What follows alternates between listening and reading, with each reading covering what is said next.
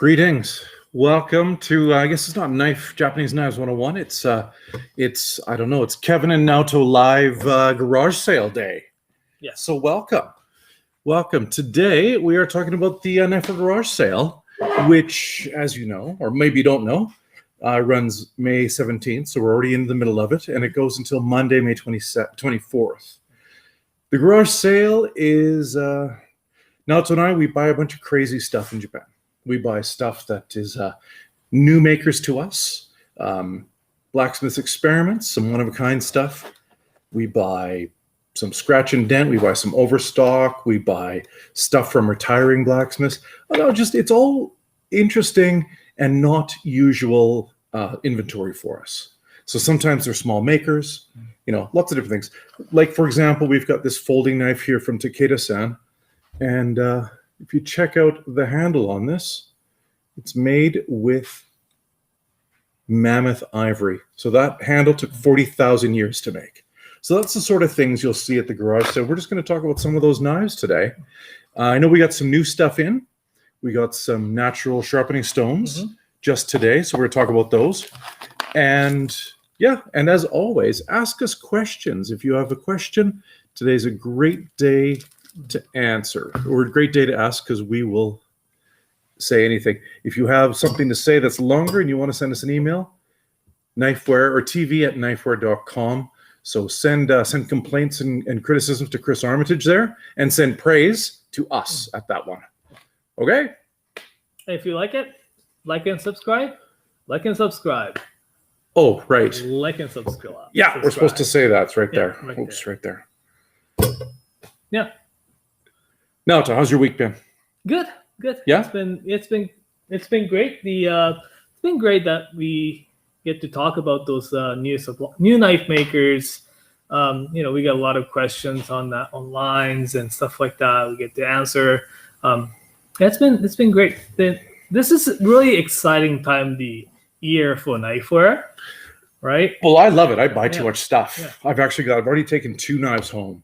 But I'm picking 2 more today. I'm picking 2. Because just for those of you who don't know, we were not allowed to buy anything from this shelves until the end of the first day. The garage sale runs for a week. So the end of the Monday, 6 p.m. Mountain Time, we were not allowed to purchase anything from these some crazy selections. Like we have lots of one-of-a-kind knives. This includes something like this crazy looking. I wonder if we should set up right? a second camera, Naoto. I could do that. Maybe we should, because then we can zoom in on these Give me things. 1 second. You can. I told Naoto we didn't need a second camera today. I lied totally. Here we go.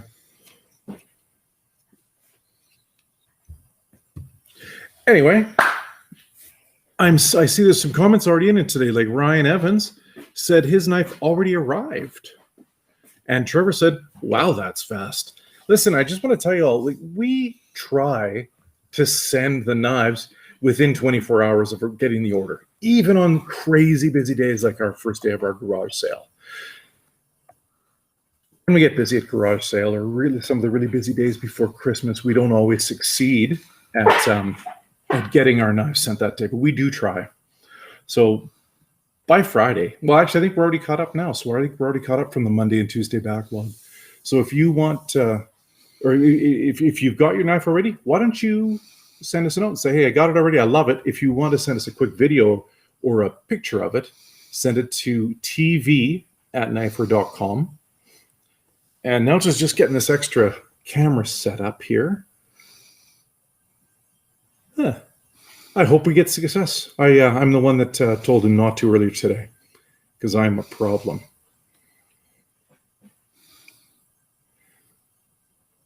It doesn't give you a chance to get in, does it, Naoto? Where are we? Not this one. It's tomorrow's show. But if you just go in the live studio. Oh, that was the different studio.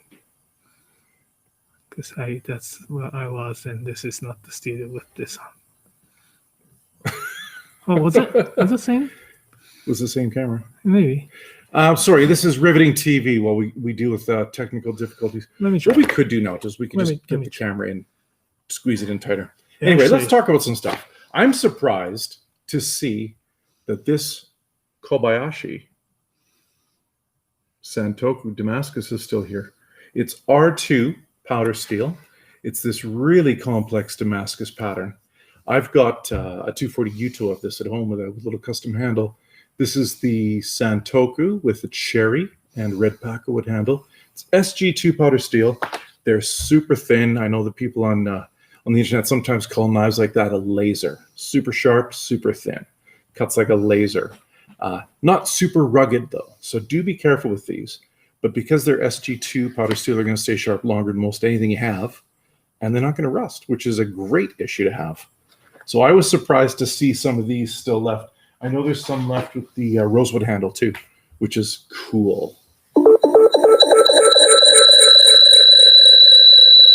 There, press the mute button.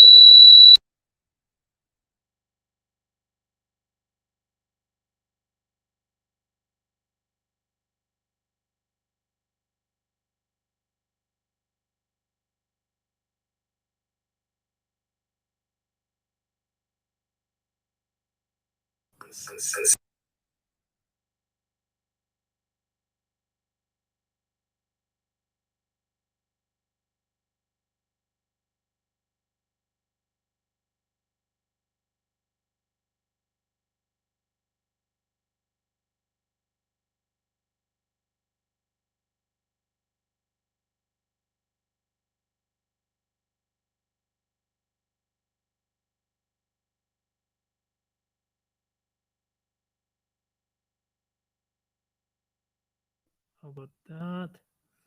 How are we? Are we good? We're good. Can anybody hear us? Can anybody hear us? If you can hear us, give us a little message that says, wow. Yeah, I know sign language. As long as it doesn't howl, that's great. So there are 2 second camera. And I was just going to switch that to this. Perfect. And I'll use that as... You're back. Okay, good. So Ray, you got the 210 version of that. Yeah, the sound's back. This is mostly just me being a problem. So I'm glad to hear that some people, what is it, Thursday now? It's Thursday, and there's some people already receiving their knives. So there we go. Look at that little screen now. If we change to that one, we can see those pictures now. Yeah, you can zoom right in now, too, I think. Oh, look at that. Look at that. Woo! So this is the Hatsukokoro. I don't know what line we call this. Maybe it just says Kurochi. Yeah, let's call it AS, yeah. Or AS Damascus. Yeah. So it's Algami Super Steel and Damascus with great big dings in it. So that is one of the knives that I really do want to bring home with me later today.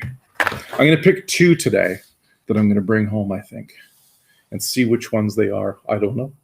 I might take 3. Anyway, I see that some of you have got your knives delivered. Like I said already, that's great news. We really are happy about that because we want to be the best supplier going. We want to be the best supplier in the world for you. Yeah, we're far enough now. Yeah. Plus, we both live boring lives. We never see anybody. and we both have been zapped. You got your zap, didn't you? Your first one? Sunday. Oh, this Sunday. Oh, good. Well, I've been zapped. Yeah. I'm old. I got zapped early. Yeah. I booked myself in, so this coming Sunday, I'm getting the first jab. So yeah, sorry about that, everyone. It took me a little while to figure things out. Oh, but things like that happen. Check this out. Peter Brown says, looking forward to my order. Should be here by Wednesday. Wednesday. That's yesterday. Oh, well. Though from Kevin's Twitter, I may be spending more money when those Kurosakis arrive. Here, I'm going to dig into my pocket and find that picture. I ordered some knives from Kurosaki-san for this garage sale that didn't arrive on time. But I've got to show you a picture of them. because they were very very awesome. Of course, I can't find the picture now. Is this riveting television or what? Or what? Naoto, tell us something interesting while I look for this. Well, we do still have some Kurosaki-san's knives like these. The camera here. I'm just gonna put that comment up. I'm not. Aliens! I don't want to cut you. Okay. Oh. That is a picture of some of the knives coming in from Kurosaki. So I'm pretty excited about that. They're supposed to be here for garage sale, but they didn't quite make it. As many of you know, Kurosaki-san is mainly forging a double beveled knives. This piece is a single beveled. So it's, flat on the other side, or it's, a little bit of concave in the back, beveled on this side here. It is mirror polish on this flat part called Hira. It is sharpened by a sharpener in Sakai. Sakai is the place where it's really well known for its the single bevel sharpening, right? Beautiful piece right here with this particular one is with the snake wood handle. 270 millimeter for only 1080 Canadian dollars. 1,080 small Canadian dollars. Yeah, Kurosaki-san, I've never seen him make a single bevel knife before. I know. Like I really haven't, and they're fantastic. I know. Almost like he knows what he's doing. Almost like he's a real pro. Yeah, I love the polish on that. My God. Blue number 2 carbon steel. But yeah, I know. Like it's crazy. Usually those blacksmiths, are specialized in one shape or one one kind, in, like, say, for example, single bevel or double bevel, right? It's very rare to see a blacksmith who can forge two different type of the bevels very well. But it's because it's different thickness and different type of how forge welded and stuff like that. But Kurosaki-san seems like he likes to challenge himself. Well, he likes experimenting, and he kind of likes to make. I think he gets bored doing the same thing over and over again. Mm-hmm. I think he likes to experiment and do fun new things kind of all the time. Yeah. Which is good and bad. Because sometimes he doesn't make our whole order. He just sends our order and then sends, hey, I was making this. And I go, oh, that's nice. Yeah. It's great. You could just send the ones we ordered too. Yeah. It's fun. It's fun dealing with craftsmen and artists. Talking about the a craftsman who can do, well, who can forge two different, double and single level very well. Well, Masashi-san does it very well. Masashi does right. Masashi-san does very, very well. Which reminds me of having an interview with the Masashi-san coming up in June 3rd. What's this? New version or whatever. We are having a live interview with Masashi Yamamoto-san, the one of our favorite blacksmiths from Niigata, Sanjo, on June 3rd. June 3rd, 6 p.m. Mountain Time. Where did I got it. I'll be the technical guy today. Yeah. Now that the camera's hooked up. Here you go. There we go. So he does beautiful piece like this. I love the curve. I know. I love that curve. It's so graceful. I like the shape of this knife is perfection. We have regular knives like a Kemuri, Kuroshu, Shiroshu, and Koi line. And at the interview, I'm like a lot of people already know, and we have done interviews with him already. Time to time. Beginning of the pandemic last year, we actually did the live interview with the Masashi-san on Instagram Live, but it never get actually recorded. Oh, that's right. So we like to do it at this format, so that we can show the pieces of his interview on Springhammer, the film.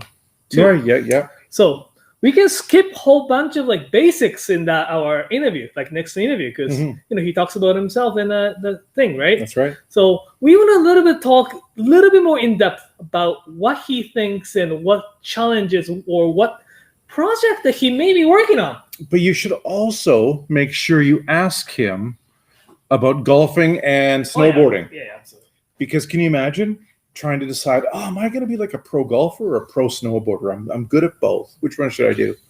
And then somehow make the decision to say, I think I'll just be a hotshot blacksmith instead. Not a bad move. Listen, Daniel's saying he's looking forward to getting his 300 mil Tsunehisa Sakamaru Tsuji and his Saji Rainbow Bunka. Whoa! Yeah, that's great. Nice order.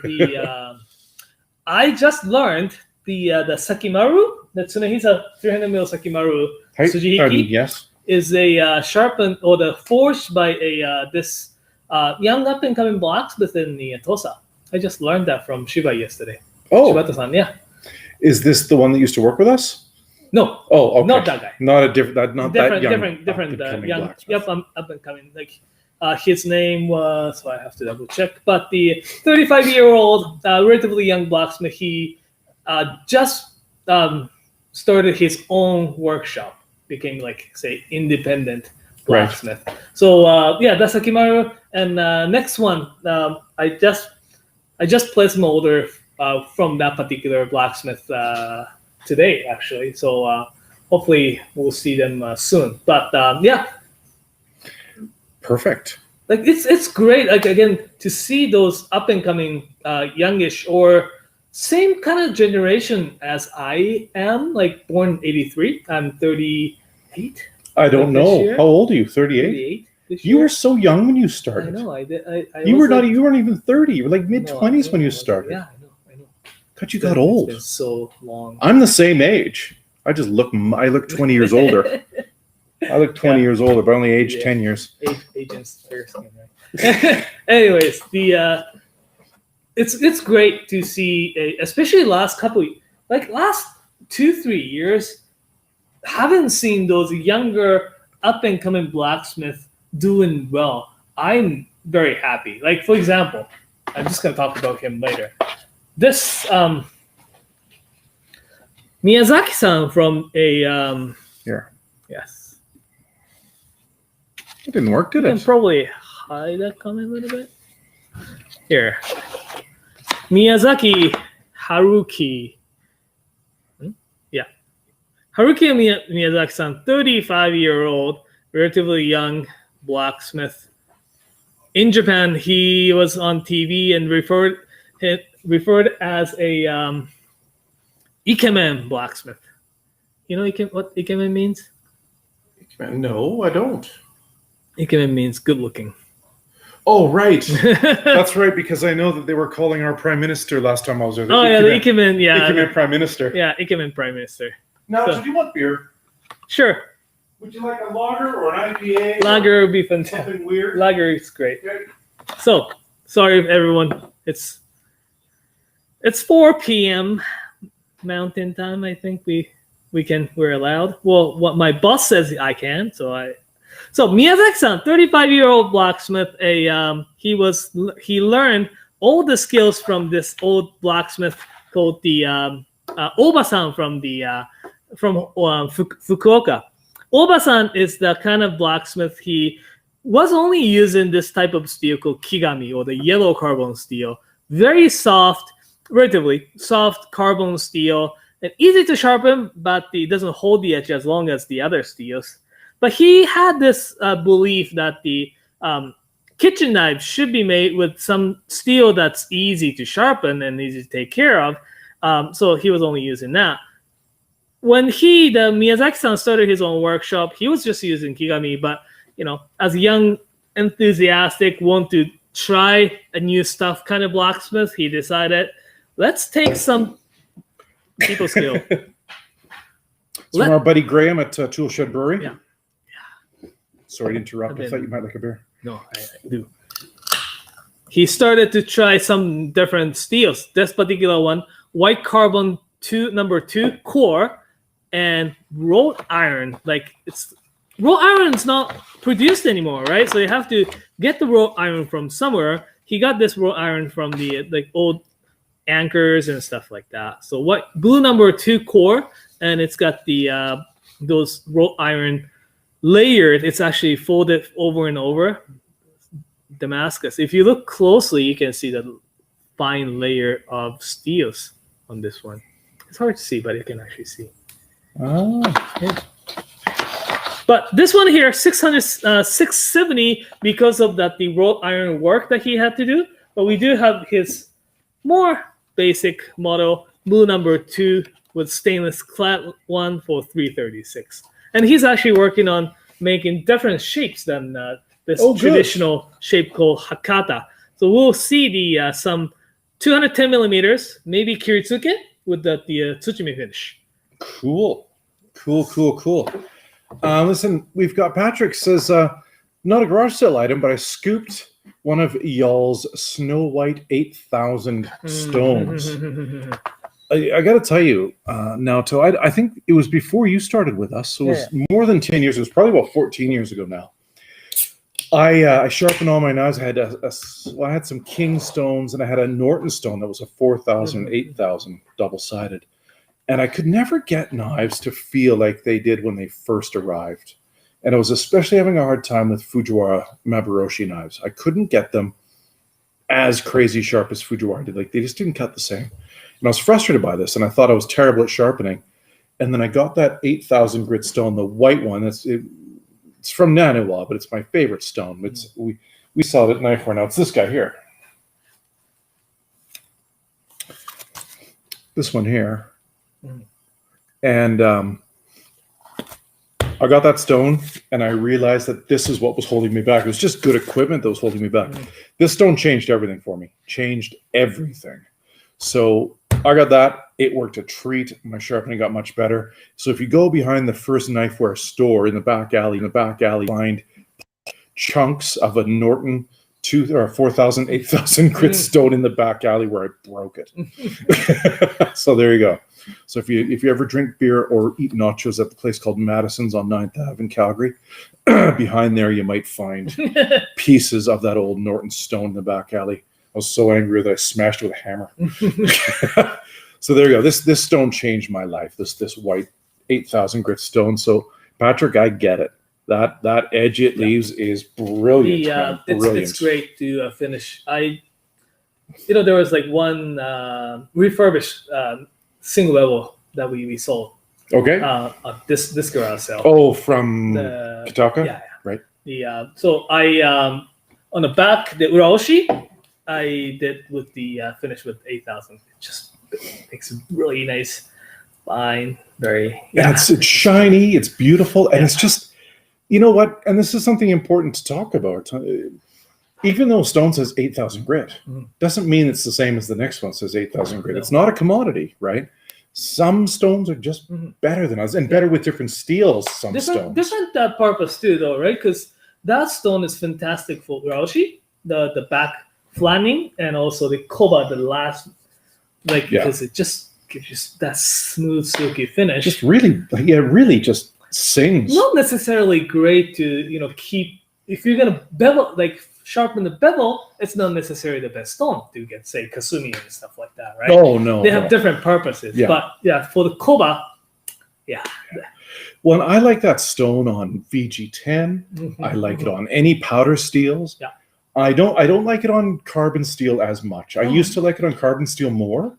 I tend to just stop at 4,000 on most carbon steels now. Takes the really nice smooth edge at the. But I like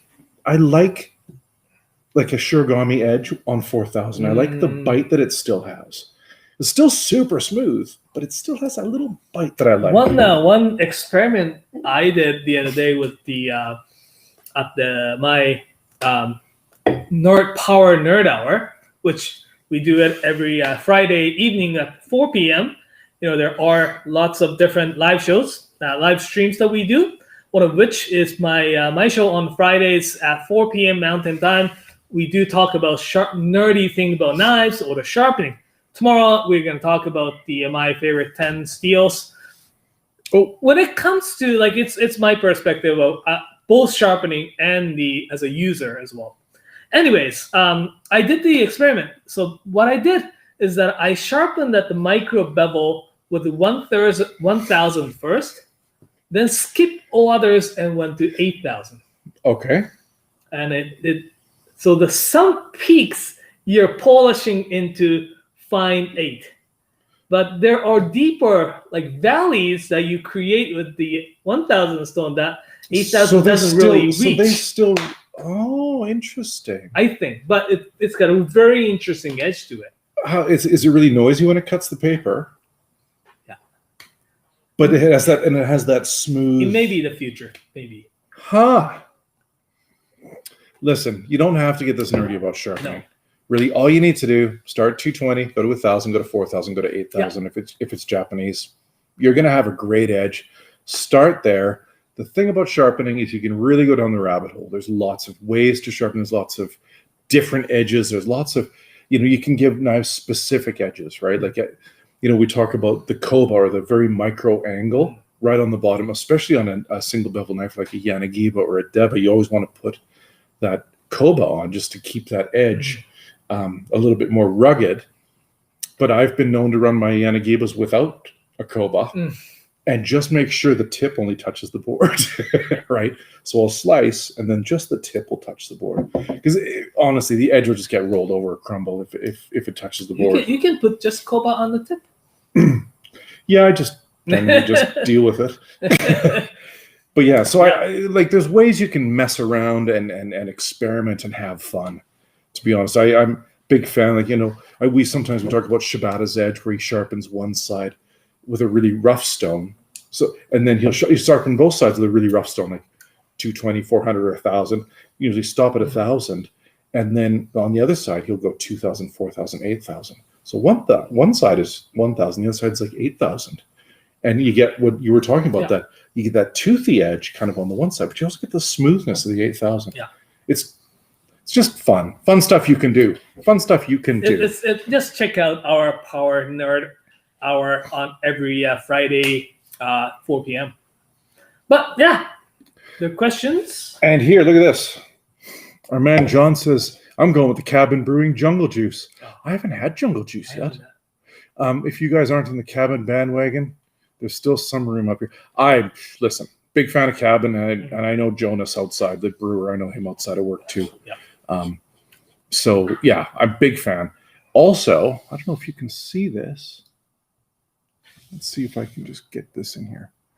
This is from Two Pillars in Calgary up by my place. Oh. And Two Pillars does mainly Belgian beer up on Center Street. You know where Salt and Found Coffee is? Do you know where Tokyo Street Market is? Yeah. Same building. So it's Tokyo Street Market on the corner, and then Strawberry Boots, and then the weed. Then there's the weed store, and then there's Salt and Found Coffee. Killer coffee in town. And Caleb, who owns Salt and Found Coffee, his brother Bax owns Two Pillar Brewery next door. Yeah. So you can get Tokyo Street. Well, do you know? I have to say, Ben from Dandy and I, we really toyed with the idea of opening because we can rent the basement there for almost nothing. We toyed with the idea of renting the basement and opening a really dirty jazz and cocktail bar down there, just like a lot of rum punches and stuff. Well, because we both live in the area, and we're we need a good tiki bar in the basement. A good thing, train is coming. And the train's coming there. Up to the 16th Ave. So sorry for those of you who's watching from the other cities. There's up and coming, I guess, looking good. The neighborhood that has a lot of good eating places, but they always have the problem with parking. Good, we don't need parking. Yeah, I go there on my bicycle. It's not necessarily because from downtown you have to climb quite a bit to get to the spot. So it's not super walking distance. It is kind of. All right, and we've got Patrick here, he started this whole talk about that 1,000 or that 8,000 grit stone. Yeah. He says the 400 nanowatt Pro, is that the Chosera? Yeah. Okay. Oh man, people love that stone. I don't like that stone. Oh, I love that stone. I don't like the stone. I don't find it grips stainless steel very well. I find that it's stainless steel feels like it's sliding across that stone. It's not gripping it. 1,000, I found that That 400 is I don't good. like it. And I don't like it on German knives. I've used it on like a Henkel and stuff. Oh, I hate it. So we used I tend to just use the 1000 Knifewear one. We used to Because go the to great thing about the Knifewear stones is now when I just picked the ones we liked. we used to It's go to this the company here in town, the cookbook company, and sharpen a whole bunch of knives. Well, 140 knives Yeah. in a day, while in hours. It was good training for those who just started working for us, right? So I did that same trip. I took I took my own stone because I bought that. So what I did was that they used the 400 as my first stone. You really love that stone, hey? did, People do. I do. It's not my thing. Yeah. I do have that stone at home. Mm. Anyways, suppose this is a garage sale. We may want to talk about Garage sale? What do we want to talk about garage sale knives for? All right, here we go.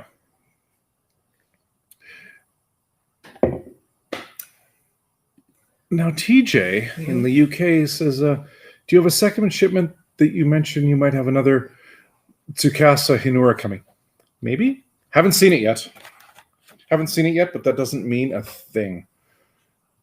Sometimes those just appear in this box, and then we're excited. The box comes, it says Naoto Fujimoto on it, and sometimes there's a Hinura in it. But listen, I should probably, look at this, I'm going to be really professional and show everybody my arm here. What do you think of that? Ask us anything today. Who knows what we'll say? So this is the Kanetsuge, right? Kanetsune. Yeah. I get confused with Kanetsuge. So it's Kanetsune Hanasuki. Somebody was asking about this. I don't know, but somebody was asking about this knife. It is SKD 12 steel, which Naoto's going to tell us more about. But you'll see it's flat on this side. And on this side, I think you can catch in the reflection right. It's got little right there. It's got a little convex edge there. So it's really built to be rugged, but the edge is sharp, nice and sharp, but it's got that convex. It's got that kind of grind like that. Mm-hmm. It's curved, convex. And that helps it be a little bit more rugged. And like you guys said, it comes with a sheath like this. So you just slide the knife into the sheath. You do up the seat belt, safety first, and flop it over. And voila. I've zoomed in too much, haven't I? With that. But there you go. And it's got a little belt loop on the back. Yeah. And you can just wear that on your belt. So that'd be great for restaurants. Yeah, this is great. The SKD12 is good steel. It's considered to be a semi-stainless steel. So if you leave it dumpy wet, it can rust. But as long as you keep it dry, that's fine. And SKD12, also known as a VS1. Does VS sound familiar? Oh. And who do we carry with knives that have VS1? Yeah, the VS1, the V Silver one. It's a Masashi-san. And when I talked to him about the VS1 steel or SKD12, what he told me is that the VS1 is designed for meat cutting. What? It leaves enough toothiness on the edge so that it's fantastic to cut it into the fatty meats. It just bites into it. So here's a fun question. Mm-hmm. So maybe we can talk about this for a bit. But what to use a Hanasuki for? Oh, look, I got an exit sign behind my head. Anyway, a Hanasuki is a chicken poultry boning knife, right? But I'll use a Hanasuki for a lot of things. I'll use it for almost all of my prep. Things that it can't do, like tunnel boning a shoulder. So if you have a shoulder of pork and you just want to go around the bone and slide the bone out, you need a knife that's more shaped like this, right? Like what shape did we call this one? Because I've seen this. We call that as Hanasuki Maru. Hanasuki Maru is a name, yeah. It's a little bit more generic name. They are sometimes called Hankotsu or the Sakabone. Yeah, Sakabone. Both names are derived actually from a Osaka style honesuki. Saka, hone, Oh. Osaka style honesuki, sakabone. Or if you read it in different tones or way of reading it, it can be hankotsu. Kotsu can be hone. Interesting. So it's an Osaka style honesuki actually. Interesting. Because I like this for just about all of my butchery needs. You can hold it. It can be more versatile in different holes as well. Like you can hold it. Yeah, like you Different ways. can get it into this grip here. Although this grip's really scary. Yeah. I think because there's no guard here. Yeah, scary for a There's lot. no guard here, which means your hand can just slide right up, which is always scary for me. But I'll use that honesuki, the triangle one, for a lot of things. I'll even use that triangle one when I'm doing orange supremes, because that triangle shape lets you go around things like peeling an orange or peeling a cantaloupe. It actually does a great job. If you right-hand it and having the big one, almost like single bevel, makes it a lot easier to do that too. Yeah, because it naturally wants to do that. And John May says a honesuki is a good stand-in for fish filleting, like a Deba if you don't have one. And I said, ask us anything. So DJ Donnelly says, is it possible to travel to all 50 states in 50 days? So he's being a bit of a smart aleck, and I like that. George Thorogood Destroyers actually did 50 states, and they did a concert in each state in 50 days. So it is possible. There you go. You got to plan ahead, and you'd have to play 2 shows on the same day in a couple of different states, because you have to get to Alaska and you have to get to Hawaii. And Fight Music says, sorry, what petty is that you have here? Yeah. And we didn't talk about it. And here, this petty here, and I think this is the end of it, isn't it? Probably. Yeah. That's I know he doesn't make them anymore. Yeah.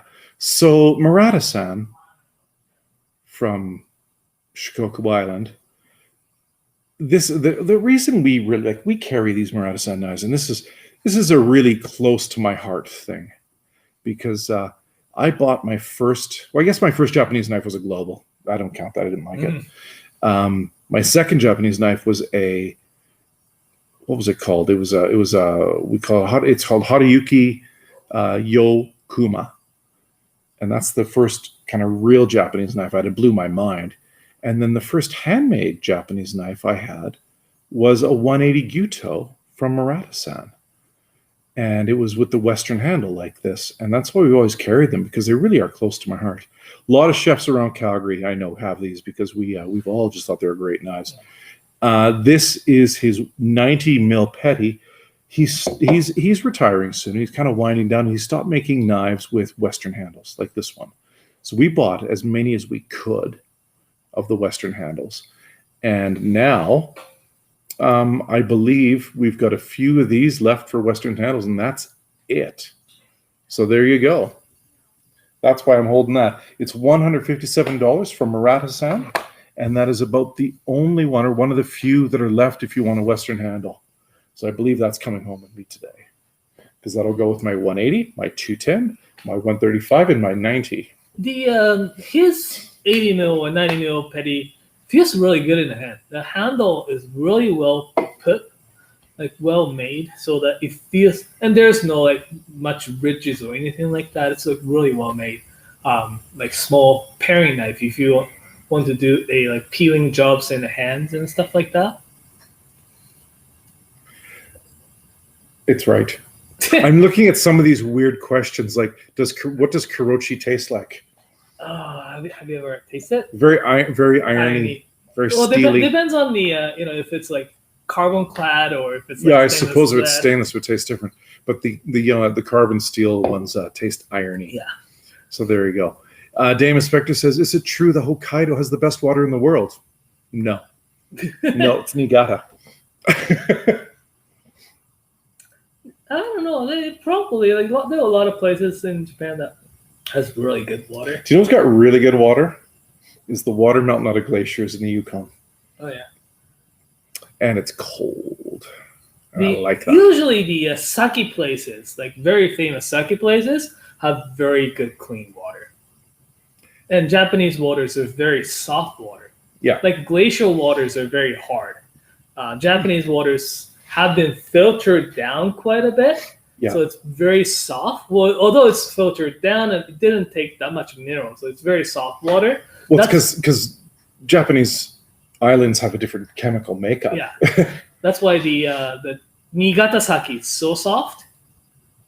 Like you actually, I think you have to understand this. Niigata sake tastes like water, nearly. It does. Slightly it sweet really water. It The does. best ones are so subtle and so delicate, and you think, why would I spend money on that? And then you have it, and you're like, oh, this is fantastic.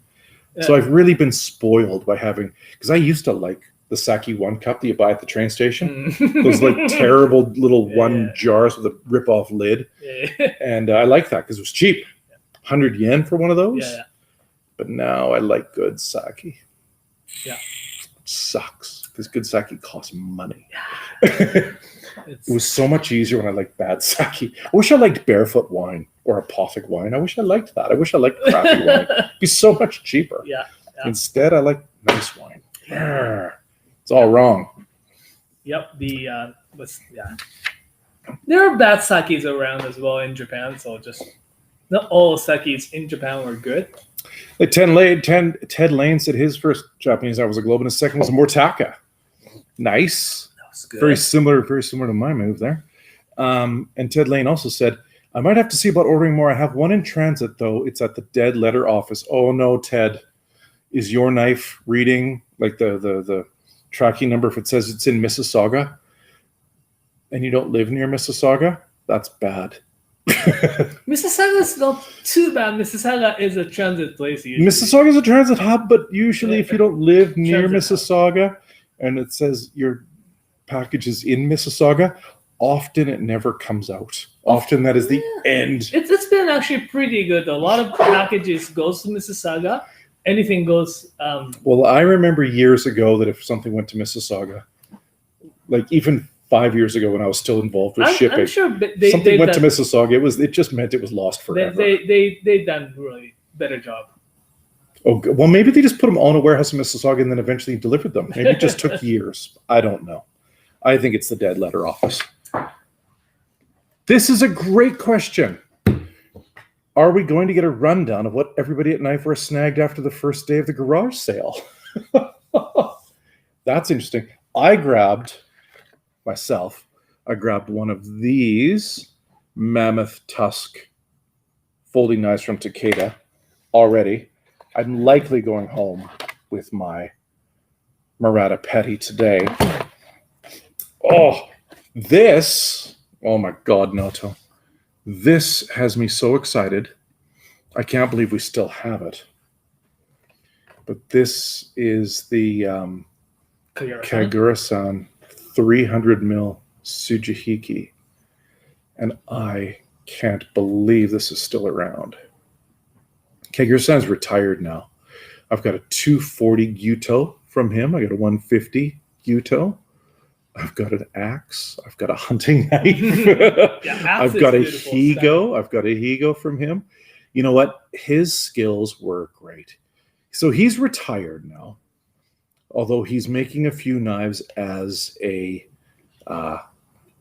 as a hobby now. Yeah. But what his big deal was, his big deal, I think, was the way he produced his knives. And he didn't have apprentices, he didn't have employees, so he didn't really pass on his skills. He tried it a few times, he didn't like it. But what he did was he would take, and this is really traditional for the area he's in, although I don't know anybody else that does that still. It's probably from the swordsmithing, because I guess likely from the full swordsmithing. Kagura-san is 28th generation or something. Like yeah, so there would have been swords in the back. Yeah. So if you look in the book here, so I wrote a book called Naoto and I wrote a book called The Knife Nerd Guide to Japanese Knives. Naoto wrote the chapter that was good. I wrote the rest of it. But there's one chapter that tells you all about steel, and that's the one you guys like. Here we go. So here's Kagura-san in the book. Actually, let's see if we can flip to this one.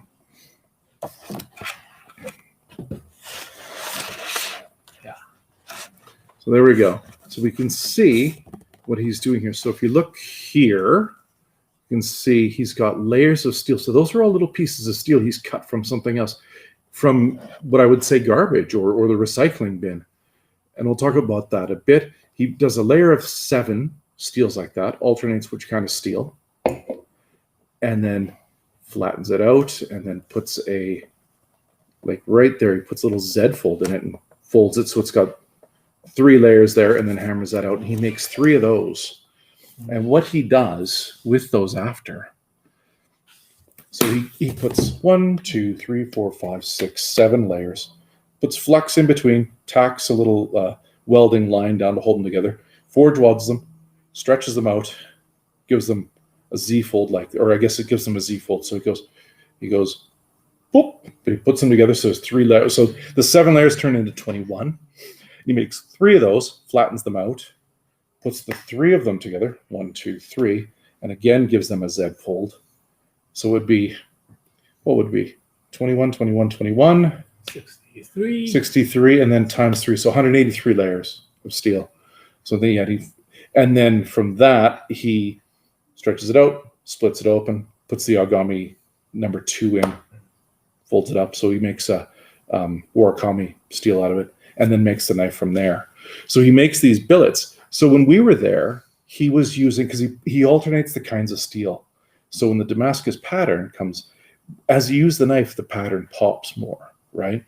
So last time I was there, he was using a piece of shovel and then a piece of ship hull, because they've got a ship wrecking yard nearby, and he can go and buy a chunk of hull. And so I don't know if you know, but a ship's hull is about that thick, it seems. So he was buying these pieces about this big, but about that thick, and then he would heat it up and cut a piece off, and then cut it into smaller pieces and make these little fillets and then stack them up. So it was ship, shovel, ship, shovel. 3 of those, 7 layers, and then puts those together, gives the whole thing a fold. Boom. You get 183 layers. The great thing about using the alternating layers is each of the steels oxidize at a different rate, right? So what happens is that pattern starts to really come out. The more you use it, and as the steel oxidizes, the pattern really explodes out of there. And it's cool, right? It's cool to see. So that happens, boom, pattern explodes, and then the knife becomes, I think the knife becomes yours then, because they all look totally different. So as you use it, like when I look at my knives from Kagura-san, I would know if it was a different one, like if it was Naoto's or if it was Chris Lord's. I would look at it and go, well, that's not even similar to mine. It doesn't look the same, doesn't feel the same, right? So it really becomes a personal item then.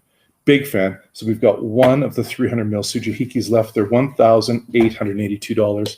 He might or might not make more. Like it's been 4 years now that he's retired, and he keeps sneaking out a few, right? Yeah. He goes He's been and makes a couple. More like a outdoorsy knives rather than a kitchen knife. So, but no more axes, because he says we're really hard work making an axe. So kitchen knives. This particular piece is this is the first time seen in probably 4 or 5 years. Mm-hmm. Yeah, we haven't seen kitchen knives for a long time. No. So yeah, we had that one batch. It was about 20 of them, and those disappeared. Just surprisingly came in, and it was like a couple years ago. Probably can't remember, but we didn't have that batch yet. I remember. Anyway, yeah, cool. I was correct. It's 189 layers. I did my math wrong in my head. You're right, long stash. There you go. Yeah, but it's cool that again, older blacksmith, younger blacksmith. I love to talk about some younger blacksmiths. Oh, I miss the old blacksmiths. I'm very excited. I'm very excited because I have to go back to Japan. I'm going to make a special trip out to see him, because he said we can go fly fishing together. Oh, nice. Kagura and I go fly fishing. It's great, because he lives right by a really beautiful little creek. It's a Shimanto River, right? Isn't it? I don't know the name. I have to double check in the Isuhara City. But it's Isuhara, yeah. Beautiful little place, beautiful area. I really like mountains. Takes like 2 days to get to. Well, there's one way you go, and it's this road that just goes like this. And Shibata and I had to stop one time because we were both feeling car sick. And I don't get car sick, but this road was vicious. Yeah. Of course, we were in Shiba's car, and he was driving it a bit like a... Shiba's got a car that goes around corners. So we were driving it. And look at that. CB says somebody should just loan him some money so he can find that. Oh. Hey, this is a problem, Naoto. Fight New 6 says my wife loves that petty, but can't find it on the site. Is there a link? So while Naoto's looking for that, hopefully we still have the link. Maybe it's sold out. I don't know. It's one of those knives that we had them as a regular for a very long time, right? So you may not have that. It might not be in the garage sale. It might be on the Murata page. So Murata. Just search Murata on the website. It should come up. Yeah. CJ wants that Tsujihiki and wants to borrow $1,500. So somebody lend CJ some $1,500 so we can go and get that. Oh, looks like Mike H got his Murata petty this morning. Oh, there you go. CB said, I'd love to see it with a nice patina. I should bring mine in. I haven't shown mine for a long time. We should do this. Oh, Usyk found it. We should do this. C.G. Martin, who wrote The Hunger Games, says it would be super cool if we were to do a show and tell of personal knives. Mine would take a while, but almost every show I show some of my knives if I'm at home or if I'm at my office with the knives. Mm-hmm. I've got a few. You've got some cool ones too. We should do that. We should do Mike. We should get Mike to do it because every time he does a video, he's got 4 magnets on his wall full of knives, and everybody asks about it because it's pretty cool. Yeah. Whoever is working for this company more than long enough, they have enough knives to fill a magnet or 2 or 9 3, or have them in boxes. Yeah.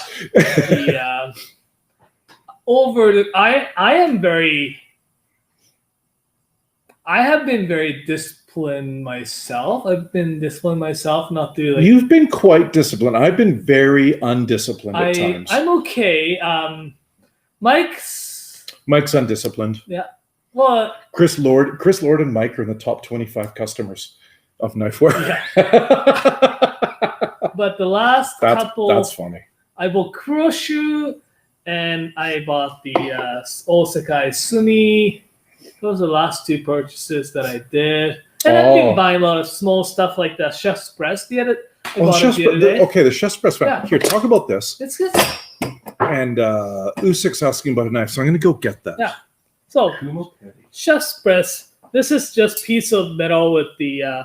it comes in either 8 ounce or 13 ounce. I got 2 13 ounce. This basically will put the food into place when you're grilling or when you're making bacon. Try to make the super crispy bacon up. I did a 2 of the 13 ounce. I was actually trying to grill a chicken thigh with the skin side down with the 2 13 pounds things on. It was a little bit too heavy, I found, for that chicken in particular. It was a little bit smaller piece. So 26 ounce of the piece of metal was pressing it down so well so that it dried the chicken up a little bit. It kind of squeezed the juice out. So but I was cooking a bacon the other day for my breakfast. It just did so well. I did it with quesadillas on my cast iron. Oh, quesadillas! Oh my god. Sped it up, made them better. Quesadillas. That's actually a really good idea. And I'm sure I'm going to use this for some pork chops. I have the whole pork loin, cut it into the pieces, so it's in the freezer. So I'm just going to grill up. So these were really, really good pieces. I am very stoked. My wife, when she looked at it and when she actually picked up my bag, with these two pieces of steel in. She was like, "What the heck? What did you bring? What did you buy?" Oh, I'm like, listen, Usyk was looking for the 135 Kuma Petty. We don't have one in the warehouse. oh, double check. No, I can't find it on the shelf. Okay. I'm at the right spot. It's not on the shelf. Okay. But I gave you that because she might be interested in that because that's a beautiful knife and it's stainless steel. So why don't you show that? Yeah. We can watch you look at your phone later. Okay. No, We can do a whole 45-minute episode of you and I looking at our Twitters on our phone. I'm checking where. Oh, yeah, we don't have that here. So here is the Haruki soba.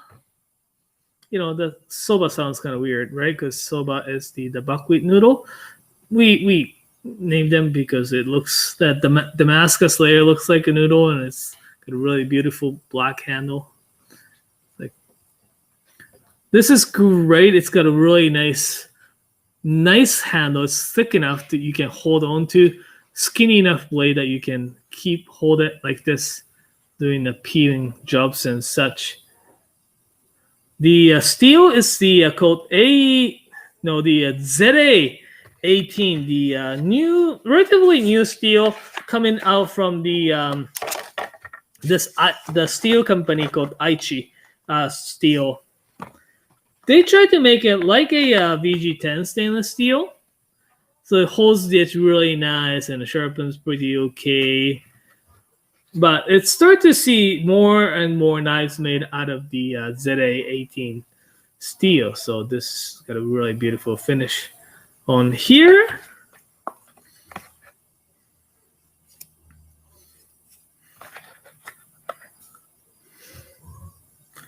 Alrighty, so totally agree with CJ.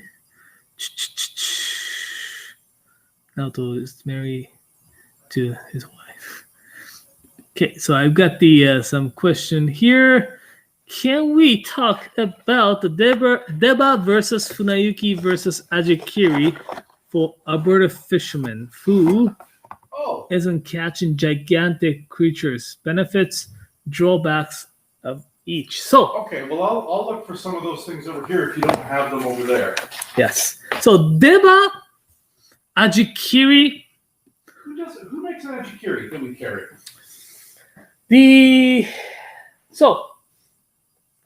Actually the Fujimoto Deba, the small one, are actually called ajikiri Deba. That's what we call ajikiri. That's right.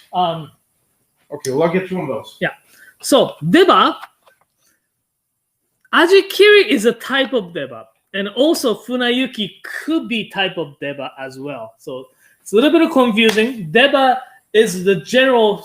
Let's say Deba is a general term for a fish filleting knife. Usually, though, Deba comes in the shape and size of, say, 180 millimeters. It comes usually in about 105 millimeters all the way to 240 millimeters. And it comes in like every 3 centimeters or 30 millimeters. But usually it's a little bit deeper, super thick on one side, and single bevel. That's what the Deba is. Ajikiri Deba is... So, ajikiri. Kiri means to cut, like in akiri. Na is a vegetable, and kiri is to cut, vegetable knife. Ajikiri is to cut aji. What is aji? What's aji? Mackerel. Yes, it's a horse mackerel. So horse mackerel cutting Deba is a ajikiri Deba. So this particular one here, usually ajikiri Deba is smaller, about 100. This is 105 millimeters up to 120 millimeters. This is unusual. This is double beveled, but the it could be actually just a single beveled as well. But just so you know, ajikiri is usually small Deba. Okay. Funayuki is very interesting term. Funa or fune is it means ship. Yuki is to go.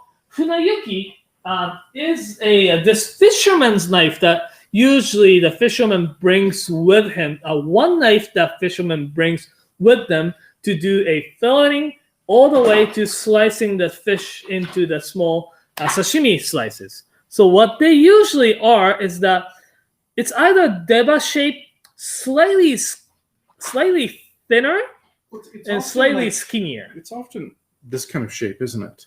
Like No, this is almost like a Yuto it's almost like shape, a Gyuto shape, right? But say, I'm sorry, I can't find any in stock. I don't think we have ajikiri, Ajikiri. funayuki. We got ajikiri. So ajikiris can be, there are multiple names. This one is just a Deba 190 5. millimeters. 90. Okay. But so it's just sometimes the name that those knife makers comes up with, or just name them. This could be ajikiri Deba. Slightly bigger one could be ajikiri Deba. If you are to do a fishing, say Alberta fisherman, ajikiri size or the bigger size, like Bigger, bigger, like a 150 or 165. Yeah. So That's what I use. In fact, Masashi made me that really wild Deba. Yeah. Although I don't know what shape that's called. He made me a wild Deba. That's Kevin, who fishes In Alberta. In Alberta. Sometimes I catch them. He's the Sometimes. uses about 150 to 180 mil Deba to fillet fish with, right? Yeah. Yeah, like pikes or rainbow trout. 165 is my default Deba size. Yeah. Although if I'm doing halibut or something like that in a restaurant, I can't do halibut with a 165. No. That doesn't work. So 165 is like this. Okay, so that kind of answers that little bit. Yeah, he's talking about there's a Murata funayuki in the garage sale, but I haven't seen it at the warehouse, so it must be at somebody else's. Yes. It must be funayuki is those. But it's double bevel, Yeah, and it's a little bit different. Different. It's more. Is there one there? Oh, there is. Oh, damn. 165. So here, John, this is your Murata. This one is little bit thinner than the other Debas. Yeah, it's not. Yeah, it's a different. This funayuki is more like a multi-purpose santoku gyuto type of knife. You could do some fish with it, but it would be really small fish. Yeah. Because the edge is very thin. You couldn't go through a big bone with that. No. So if you're looking for something, you probably want to look for funayuki Deba instead of just funayuki, because sometimes it's regional stuff as well. Because Takeda-san calls his santoku funayuki, right? Yeah. So John's saying, yeah, I'm thinking more of a trout. You could use a funayuki or you could use a ajikiri for the trout that I catch. Or a decent sized burbot or ling cod. You know what? I use a 165 Deba for pike, for walleye, not the perch. I find it's too big for a perch, and I'll use it for burbot as well. In fact, if you watch From the Wild, season 3 or 4 of Kevin Costman's show From the Wild, there's an ice fishing episode where you get to watch me fillet a burbot with a 165 Deba. I absolutely battered that poor burbot. I'd never filleted a burbot before, and he told me how to do it, but I don't think it had enough food that day. My brain wasn't working quite right anymore, and I just did a terrible job. So you can see that. That's nice. That's nice. So you watch me just like manhandle a fish and take care of it very poorly. Let's see. Looking at some comments here. Someone says, would be super cool if you were all to show and tell the personal knives. Obviously, we missed that one. We had that already.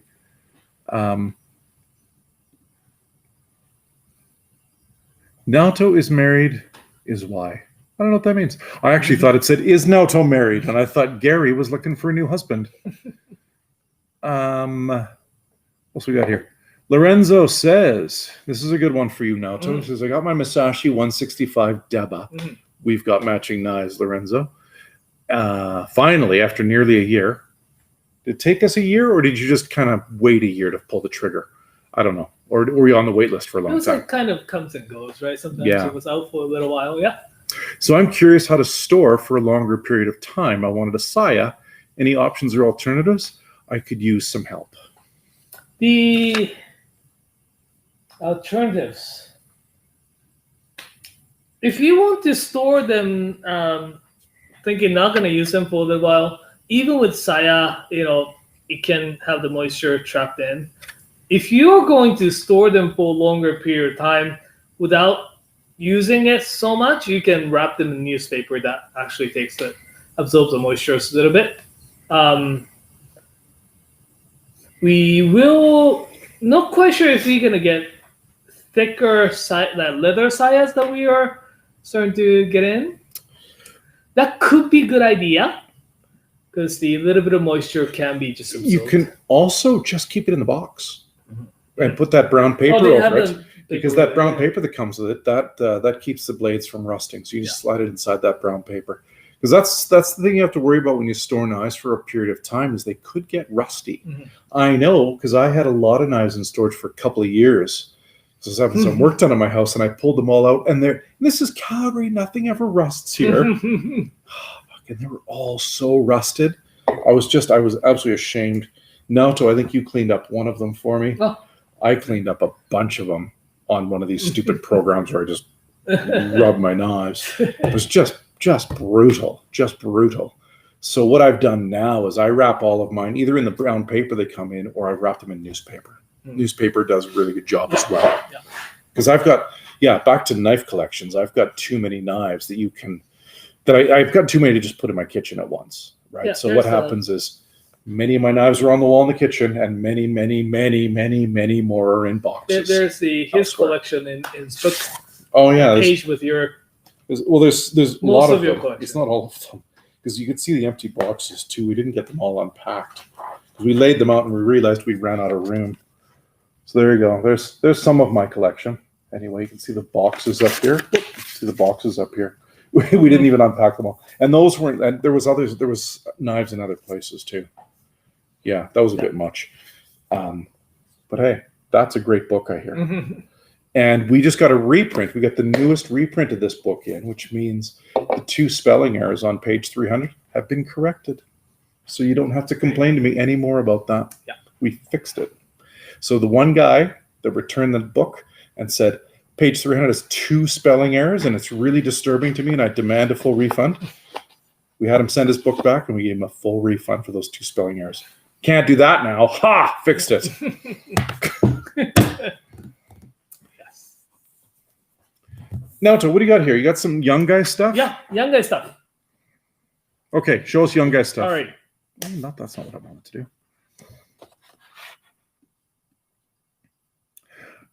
Go. No.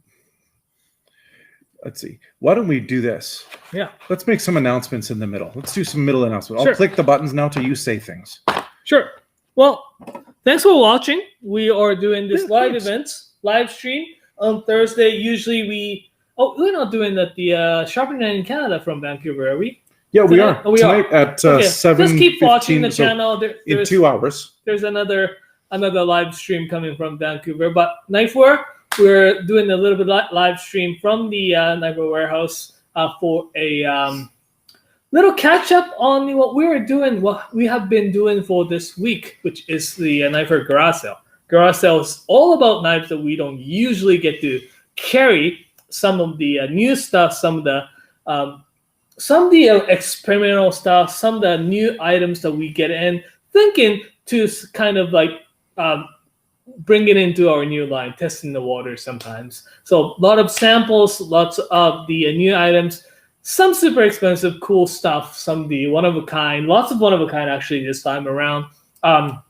We do it twice a year. We've started on the Monday of the 25th of 17th, and we're going to run it until 24th. The 24th of the May. So if you haven't got a chance, you still have a couple of days to look at and purchase, and we still have a lot of good stuff left. And yeah, the Knifewear, we do a live stream events every week.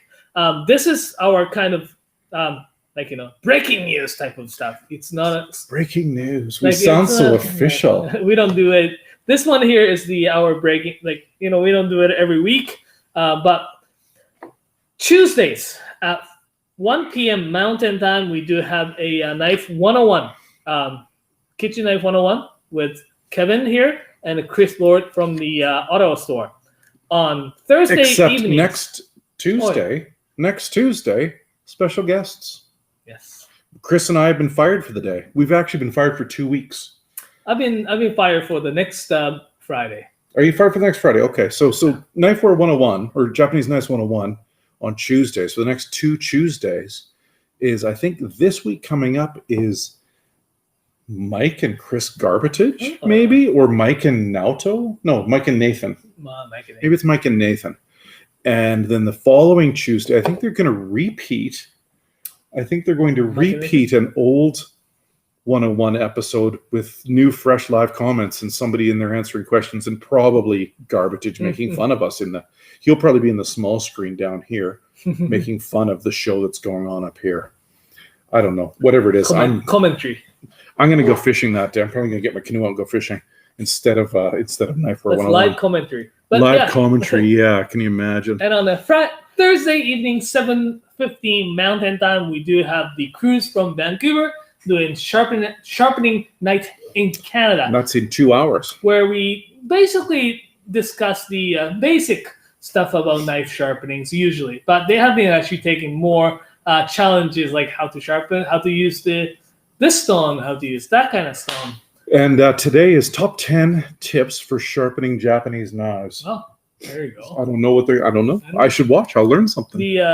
Tomorrow, on Fridays, we have me, Naoto's Nerd Power Hour, where we talk about some, nerdy stuff. Usually nerd sharpening stuff, like how to bring this finish back, how to restore, how to sharpen chip knife, how I sharpen this, or my top 10 favorite blacksmith sharpeners. Tomorrow, I'm supposed to be talking about my favorite top 10 Japanese steel. I think I'm doing that one with you.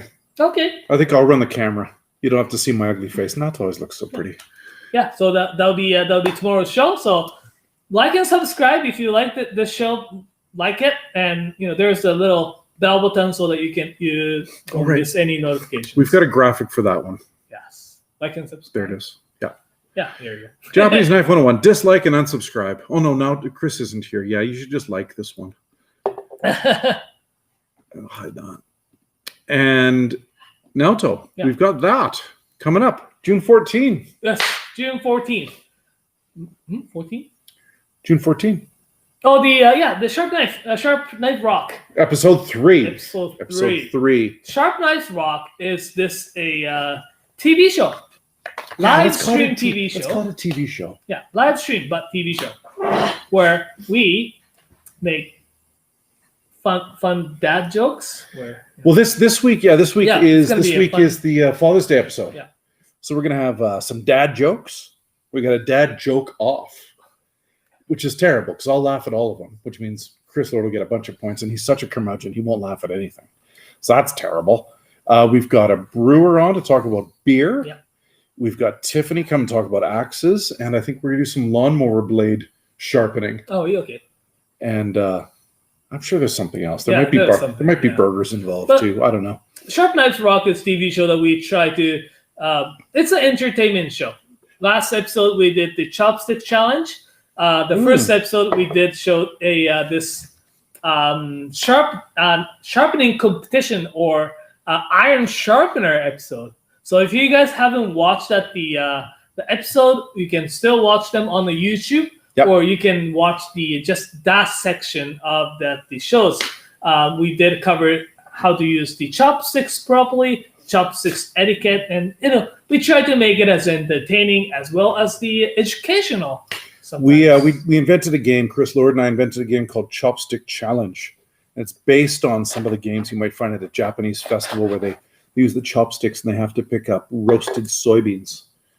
But this one, we did Skittles because they're way colorful. So we get a bag, you get a family pack bag of Skittles, same size M&Ms, regular of both of them, cut them open, pour them into the bowl, mix them up, and then you have to get 5 shot glasses, and you have to put 3 Skittles of red, orange, yellow, green of Skittles, 3 in each, and then 3 blue M&Ms in the last one.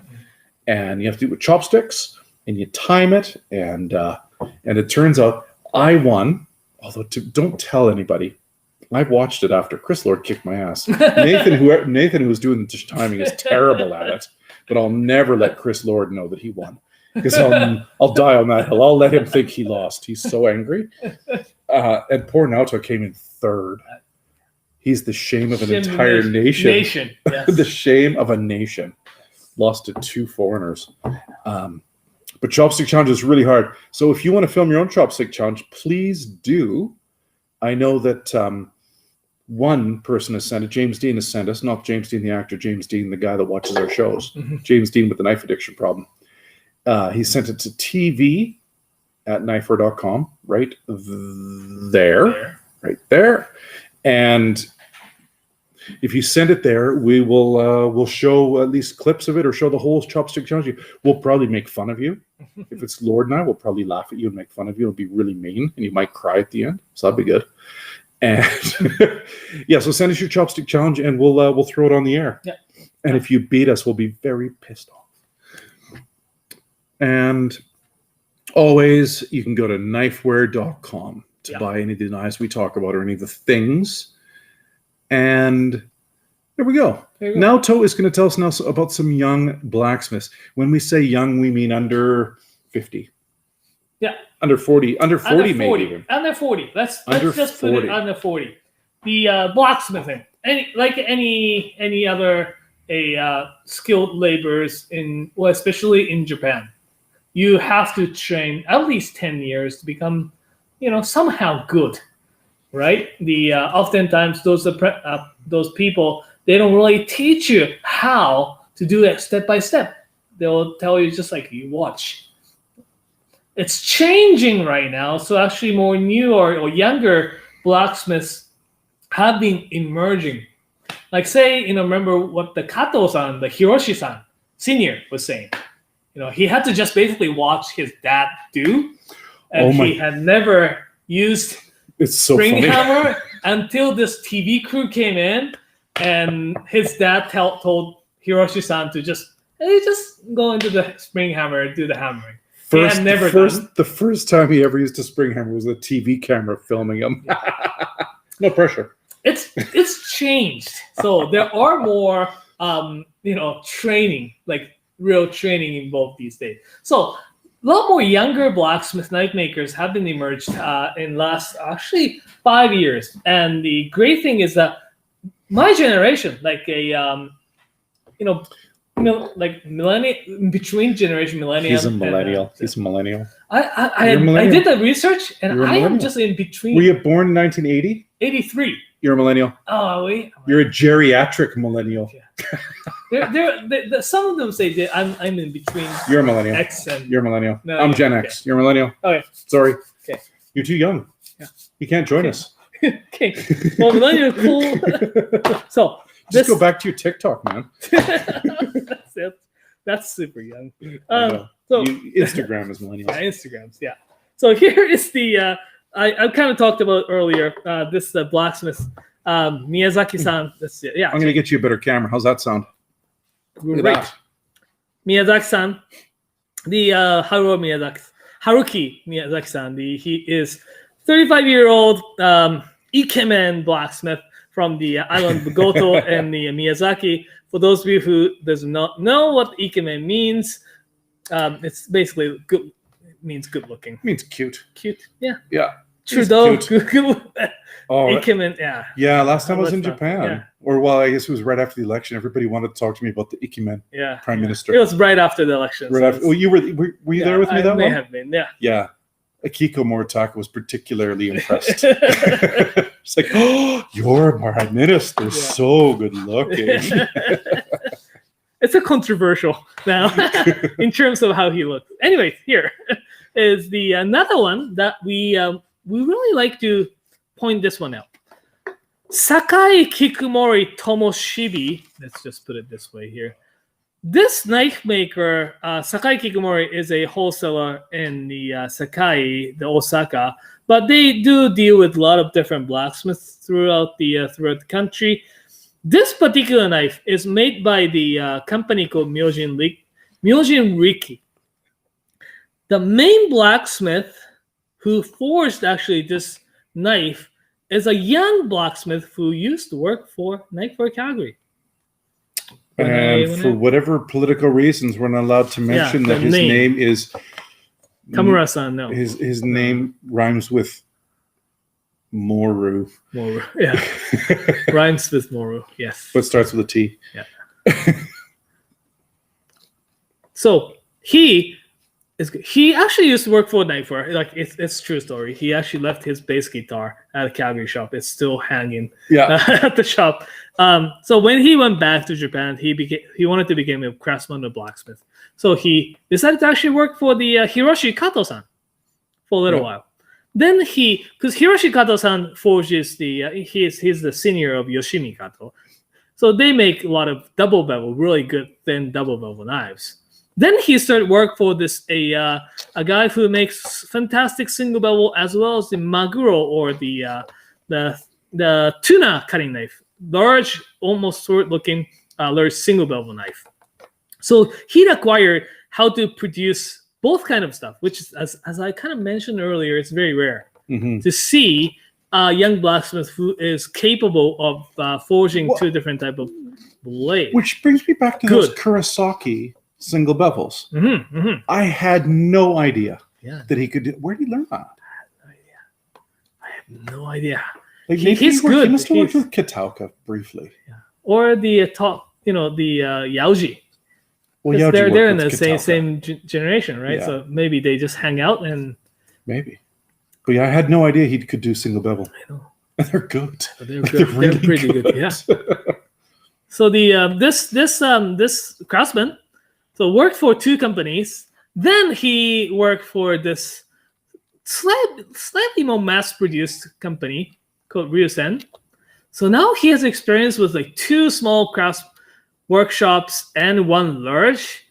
Went back to where he is from, Ehime, and Shikoku, and decided to actually move to Kochi, where another really famous knife making place. He started working for the Myojin Riki company, and he started forging.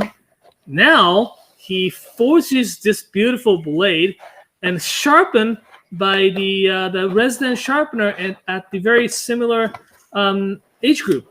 His name I can't really tell. I know it's a very political reason, but he's the guy behind the very famous Konosuke Fujiyama now.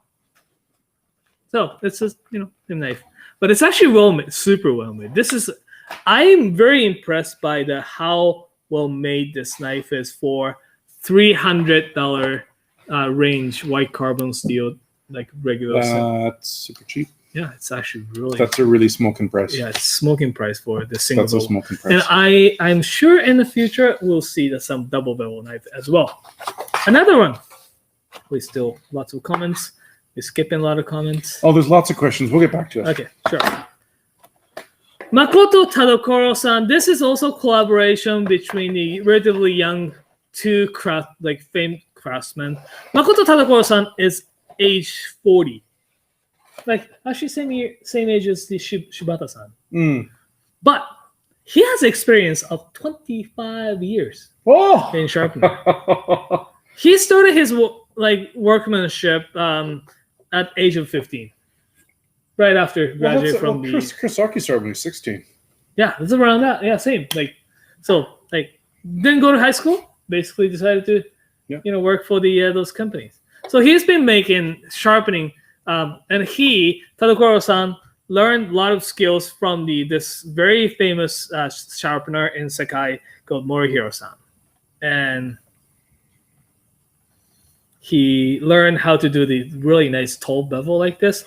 This particular... Such a nice way to grind a knife. Yeah. And this knife maker, he buys or he gets this blade from a Nakagawa-san, from the Nakagawa Hamono in the Sakai, sharpened. So it's the bevel is really nice. It polishes the spine up very nicely. White carbon steel. No stainless, but it's beautiful grind right here. Mm.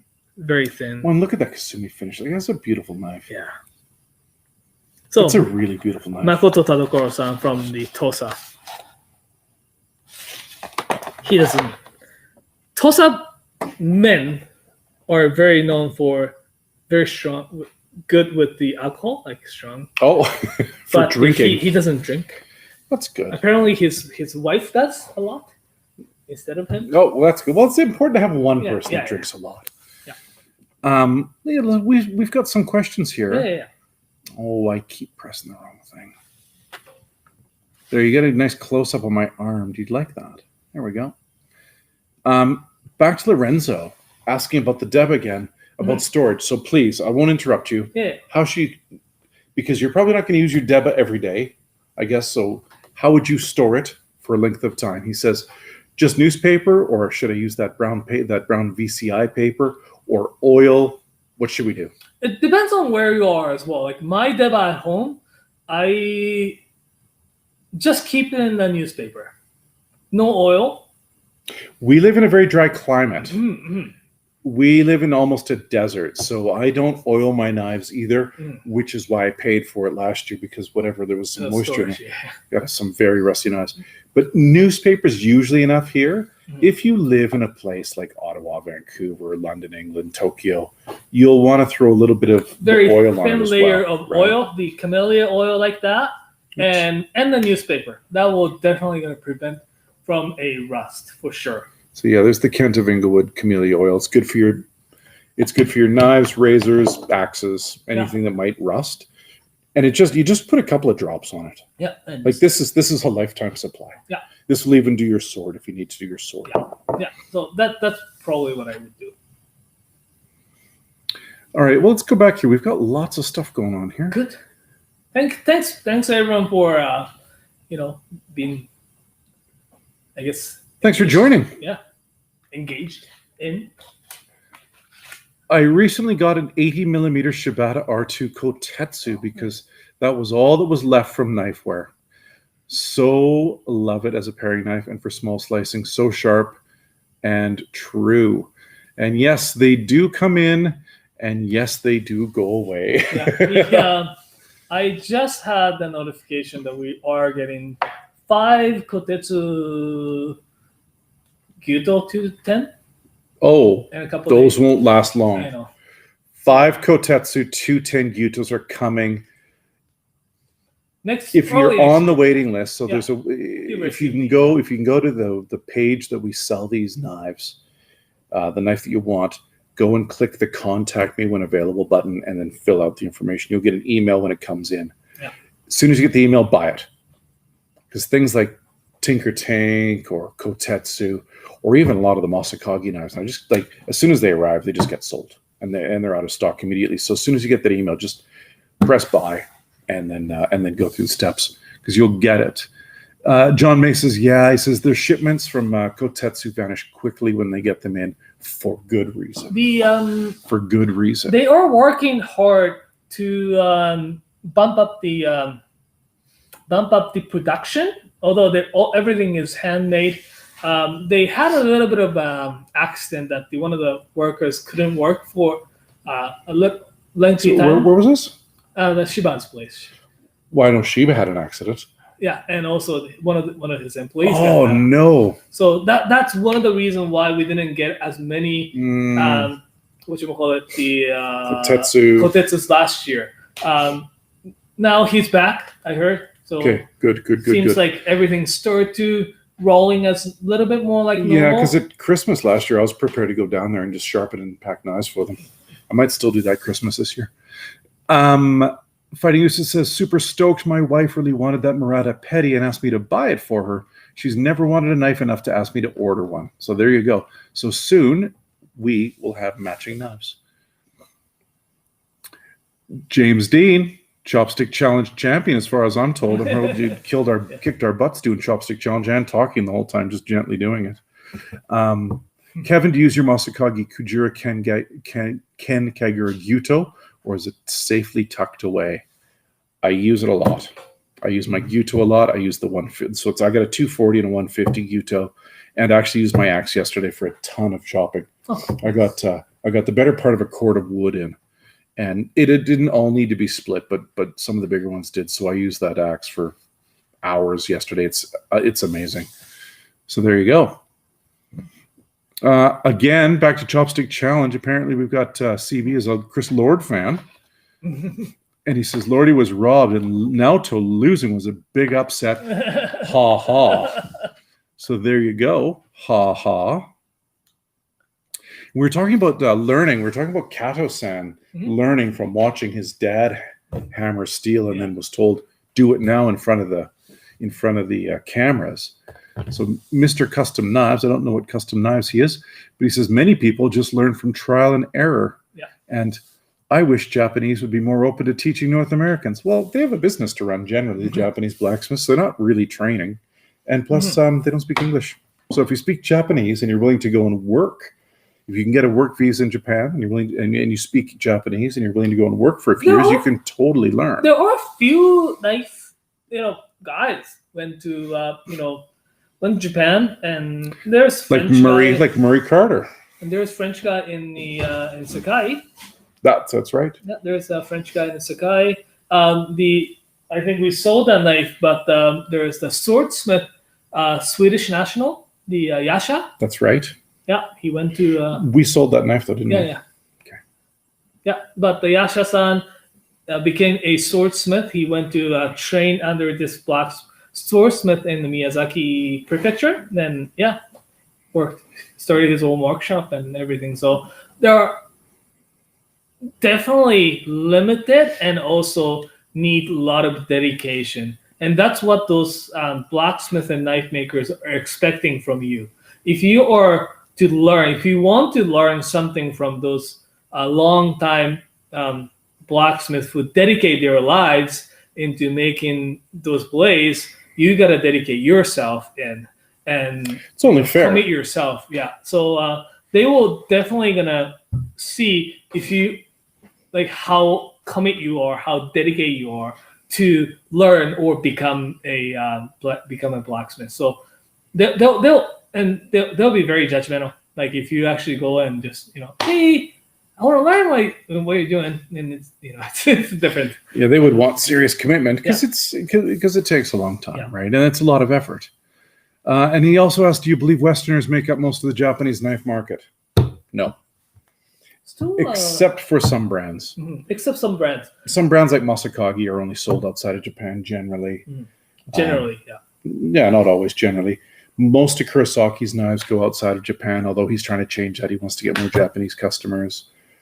But yeah, most people just produce for Japanese market. Even the big, machine manufacturer brands like Mikasa, where you see, he was saying it's like 40 to 50% outside of Japan. Yeah, but Mikasta's also tried to get that market too, right? There's a lot of companies that don't bother. Yeah. And they just, like Takamura sells probably most of his knives in Japan for sure, right? So there we go. I don't see any more questions, but that's okay because I think it's time for us to go, Naoto. We're coming back tomorrow at 4 anyway. Yeah. Right? Yeah. So we'll be back here tomorrow at 4 Mountain Time. Good time to get in your last questions here. Always remember, Sharp Knives Rock, the TV program, is coming up June 14. And it's going to be the Father's Day episode. So there we go. It's Sharp Knives Rock episode 3. And right after it is one where you can ask the questions and talk. It's the Dish Pit. Oh, so you said it right. Yeah, I said it right. I'm being professional today. I got to say, we've got a brewer, and we got Tiffany coming talking about axes on Sharp Knives Rock episode 3. And we're also going to make them do Chopstick Challenge. So everybody can try the Chopstick Challenge that way. June 3rd. I don't think it's on. June 3rd, my birthday. What's going on my birthday now? Yeah, we just sang the birthday song. I'll have the Masashi-san blow the candle. Oh, that'll be so nice. That'll be so nice. Masashi Yamamoto-san from the Niigata Sanjo will be joining us on this right channel that you're watching right now for the live interview. We'll play his piece of the interview on the live stream, and we'll have the Q&A session almost the whole entire hour. And we'll come up with quite a bit of questions to fill probably about half of the show. Make sure he talks about golf and snowboarding. Yes. Because that's interesting to Canadians too. Yeah. Especially snowboarding in here. He's got to come in the winter one year. Yes, he got it. He can go skiing with Mike. Oh yeah, he's good. Yeah, Mike's really good. I fall down a lot. Mike's good. Yeah. So yeah, we'll have him on this show, and yeah, making sure we get. So this is great opportunity because you can ask questions to the blacksmith, and try to answer as much as we can. And we try to do it as I have been mentioning a lot about this young blacksmith. I want to actually have 3 like my generation young blacksmith into one screen. Well, this whole pandemic's close to being over. Yeah. When that happens, we have to get some more blacksmiths to come and visit us at our shops and get them to do chopstick challenge. Yeah. Maybe somebody can save you from the shame that your country's suffering in frankly just defeat. Who should I? Well, yeah. So it'll be nice. I'm actually really hoping to have Yoshizawa-san from Nigara. He's about the same age as me. Mm-hmm. Manaka-san, which is my age, and Miyazaki-san. And they live pretty far from each other in Japan, and I don't think they've met each other. Oh, that'll be fun. I would like to have all of these guys on the same screen and talk about knives. Talk about philosophy. Talking about what makes a good knife. Yeah. That'd be fun. That'd be super fun. I am interested in doing that sometime this year. Hopefully. Perfect. Tomorrow, we got the Nerd Power Hour. Top 10 tips for sharpening Japanese knives. That's not what you're doing tomorrow, is it? Top 10 steals. Yeah, it's supposed to be top 10 steals. We'll probably just talk about. We'll probably just talk about. Forgot to talk about these stones before. Oh, okay. Before well, here we go. go. This is the end, and this is really important. This is really important. So anybody that's stuck around, this is really, really important. Take it out of the bag. We got some natural stones came in last minute. We have this Ozuku Koppa. Although Koppa usually is much smaller. This is big. This is big. Great stone to put the koba or the micro bevel on. We'll talk about it tomorrow as well. But the koba on or the straight razor sharpening. How much is that? 130.